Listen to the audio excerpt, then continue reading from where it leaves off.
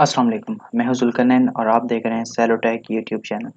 आज से हम एक नई वीडियो सीरीज़ स्टार्ट कर रहे हैं और इस वीडियो सीरीज़ में हम ऑब्जेक्ट ओरिएंटेड प्रोग्रामिंग को डिटेल में पढ़ेंगे और इसकी एग्जांपल्स भी सॉल्व करेंगे, real world examples. Object oriented programming सबसे ज़्यादा यूज़ होने वाली प्रोग्रामिंग मेथोडोलॉजी है, जिससे प्रोग्रामर की प्रोडक्टिविटी और सॉफ्टवेयर डेवलपमेंट कॉस्ट जो है वो रिड्यूस हो जाती है अगर हम ऑब्जेक्ट ओरिएंटेड प्रोग्रामिंग को यूज़ करें।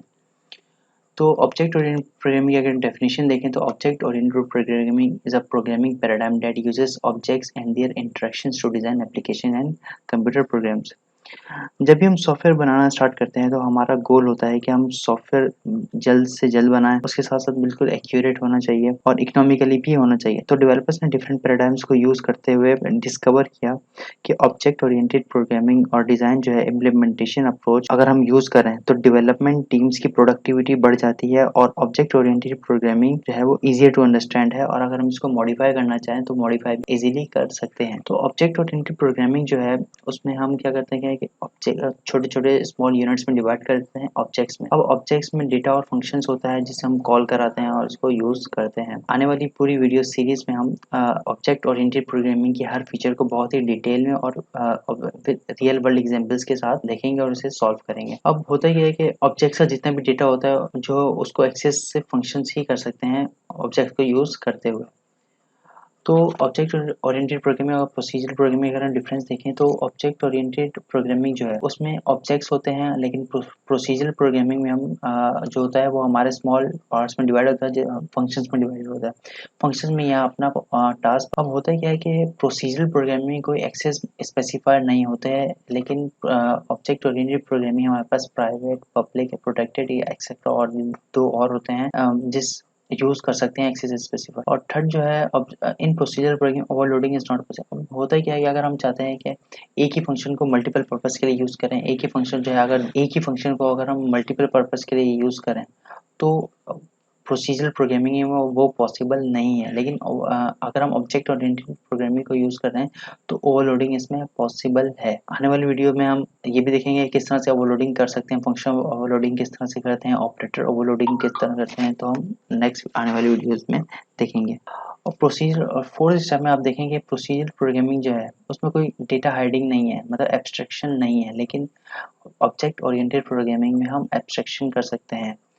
एब्स्ट्रैक्शन जो है एक बहुत ही इम्पोर्टेंट पिलर है ऑब्जेक्ट ओरिएंटेड प्रोग्रामिंग का।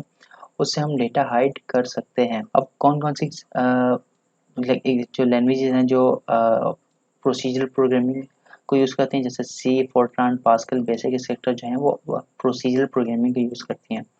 और ऑब्जेक्ट ओरिएंटेड प्रोग्रामिंग में सी प्लस प्लस, जावा, सी शार्प, पाइथन जो है ये ऑब्जेक्ट ओरिएंटेड प्रोग्रामिंग को यूज़ करते हैं कि ऑब्जेक्ट ओरिएंटेड प्रोग्रामिंग के पैराडाइम को यूज़ करते हैं। अब बात कर लेते हैं हम advantages of object oriented programming की। तो ऑब्जेक्ट ओरिएंटेड प्रोग्रामिंग जो है ये फास्टर है as compared to procedural programming और ईज़ियर टू एग्जीक्यूट है। ऑब्जेक्ट ओरिएंटेड प्रोग्रामिंग अगर हम यूज़ करते हैं तो उसमें का जो स्ट्रक्चर होता है वो बहुत ही क्लियर होता है, जो बहुत ईज़िली समझ में आ जाता है। और इसके साथ जो हमारे पास थर्ड एडवांटेज है ऑब्जेक्ट ओरिएंटेड प्रोग्रामिंग यूज़ करने का, वो ये है कि हम रीयूजेबल एप्लीकेशंस बना सकते हैं और बहुत ही कम टाइम में। तो अब हम बात करते हैं features of object oriented programming.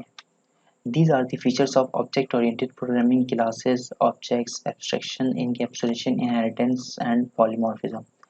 तो लास्ट के फोर हैं abstraction, encapsulation, inheritance और polymorphism. These are the four pillars of object-oriented programming. हमारे साथ हमसे बहुत से इंटरव्यूज में भी पूछा जाता है कि ऑब्जेक्ट ओरिएंटेड प्रोग्रामिंग के पिलर्स कौन से हैं। तो these are the four pillars of object oriented programming.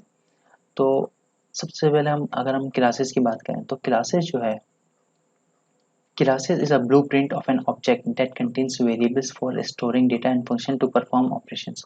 Classes जो है वो एक ब्लूप्रिंट है। सपोज कि आप चाहते हैं कि आप एक कार ड्राइव करें। अब कार को ड्राइव करने से पहले you have to build a car. अब बिल्ड करने से पहले हमें उसका डिज़ाइन रेडी करना होगा। अब ये जो डिज़ाइन होता है यही क्लासेस हैं कि हम किसी भी ऑब्जेक्ट को या किसी भी हाउस को अगर बनाते हैं तो पहले सबसे पहले उसका डिज़ाइन क्रिएट करते हैं। सपोज किसी से सपोज आप एक कार ड्राइव करना चाहते हैं और चाहते हैं कि जब मैं एक्सीलरेटर पेडल को प्रेस करूं तो कार की स्पीड इंक्रीज हो जाए।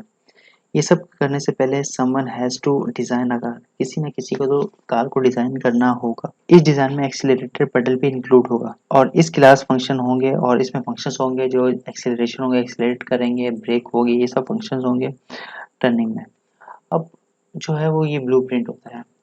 अब क्लास को क्रिएट किस तरह किया जाता है? Class is create by using keyword class. ये क्लास है और अगर हम देखें तो क्लास है और आगे इसका कस्टमर नेम। अब क्लास का जो फर्स्ट वर्ड होता है वो हमेशा कैपिटल होता है, यहाँ पे इसके फंक्शंस आएंगे। अब हम बात करते हैं ऑब्जेक्ट्स की। अब हमने कार का डिज़ाइन तो बना लिया। अब कार का जब हमने डिज़ाइन क्रिएट कर लिया तो obviously someone has to build a car. जब तक कार को बिल्ड नहीं करेंगे तो हम ड्राइव नहीं कर सकते। तो ऑब्जेक्ट का मतलब ही यही होता है कि हम क्लास का इंस्टेंस क्रिएट करें, उसको हम इंस्टेंसिएशन भी कहते हैं। ये डिज़ाइन बना लिया, डिज़ाइन के बाद अब उसे हमें क्रिएट करना है। अब क्रिएट करना जो है वो एक ऑब्जेक्ट कहलाता है। अब ऑब्जेक्ट के अंदर हमारे पास डेटा होता है, मेथड्स होते हैं जो अपना टास्क परफॉर्म करते हैं। उसके बाद हम बात कर लेते हैं इनहेरिटेंस की। जैसे कि मैंने बताया कि there are 4 pillars of object oriented programming, जिसमें मोस्ट इंपॉर्टेंट हमारे पास इनहेरिटेंस आता है। इनहेरिटेंस जो है वो ऑब्जेक्ट ओरिएंटेड प्रोग्रामिंग का एक इंपॉर्टेंट पिलर है और जिसमें एक क्लास दूसरी क्लास को के फीचर्स को इनहेरिट कर सकती है और इसमें एक सुपर क्लास होती है और एक बेस क्लास। जैसे कि सुपर क्लास को हम बेस क्लास भी बोलते हैं और सब क्लास को हम ड्राइव क्लास भी बोलते हैं। सुपर क्लास जिसके फीचर्स दूसरी क्लासेस इनहेरिट कर सकते हैं, जैसे कि ये बेस क्लास है। अब बेस क्लास के फीचर्स जो हैं वो दूसरी क्लासेस यूज़ कर सकती हैं और ड्राइव क्लास या सब क्लास वो होती है जो बेस क्लास के फीचर्स को यूज़ करती है। तो इनहेरिटेंस जो होता है वो ये होता है कि हम एक क्लास के फंक्शंस और फंक्शनैलिटी को दूसरी क्लास में भी यूज़ कर सकते हैं। मैं दोबारा रिपीट कर रहा हूँ कि आने वाले वीडियोस में हम बहुत ही डिटेल में विद एग्जांपल्स इन्हें सॉल्व करेंगे। उसके बाद एब्स्ट्रैक्शन। एब्स्ट्रैक्शन जो है mean showing only essential information to the user. हम सिर्फ यूज़र को एसेंशियल इन्फॉर्मेशन शो करते हैं। अगर हम एक रियल लाइफ एग्जांपल की बात करें तो अगर हम एटीएम से मनी विड्रॉ करवाने जाते हैं तो सबसे पहले हम पिन कोड डालते हैं, देन हम उसके अंदर अमाउंट एंटर करते हैं और उसके बाद अमाउंट हमारे विड्रॉ हो जाती है। अब यूज़र जो है वो सिर्फ एटीएम को यूज़ करना जानता है कि यू इंटरैक्ट किस एटीएम से मशीन से हमें इंटरैक्ट किस तरह करना है, लेकिन वो ये नहीं जानता कि इसके फीचर्स क्या, मतलब किस तरह से ये पूरा प्रोसेस चल रहा है, किस तरह से अमाउंट निकल रही है। तो हमने पूरा हाइड कर दिया है। तो एब्स्ट्रैक्शन का मतलब होता है हम डेटा हाइड कर रहे हैं इसका मतलब। अब एब्स्ट्रैक्शन जो है हम अचीव कर सकते हैं इंटरफेसेस के ज़रिए। तो जब भी हम इंटरफेस का कीवर्ड यूज़ करते हैं तो इसका मतलब उसका ऑब्जेक्ट क्रिएट नहीं होगा। तो एब्स्ट्रैक्शन को अगर हम अचीव करना चाहते हैं तो हमें इंटरफेस और एब्स्ट्रैक्ट क्लास यूज़ करने होंगे और हमें उसका ऑब्जेक्ट्स क्रिएट नहीं करने होंगे।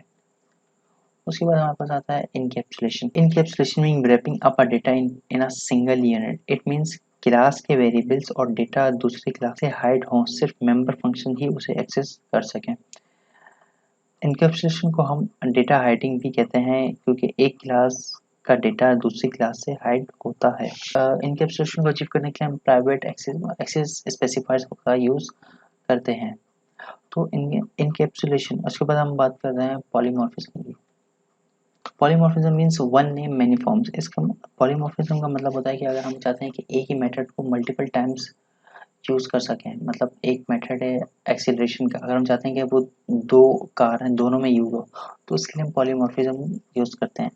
पॉलीमॉर्फिज्म की दो टाइप्स होती हैं, एक स्टैटिक और एक दूसरी डायनेमिक पॉलीमॉर्फिज्म। डायनेमिक पॉलीमॉर्फिज्म जो है रन टाइम पॉलीमॉर्फिज्म भी कहते हैं और कंपाइल टाइम पॉलीमॉर्फिज्म जो है, और स्टैटिक को हम कंपाइल टाइम पॉलीमॉर्फिज्म भी कहते हैं। तो आने वाली वीडियो सीरीज में हम बहुत ही डिटेल में हर टॉपिक को देखेंगे।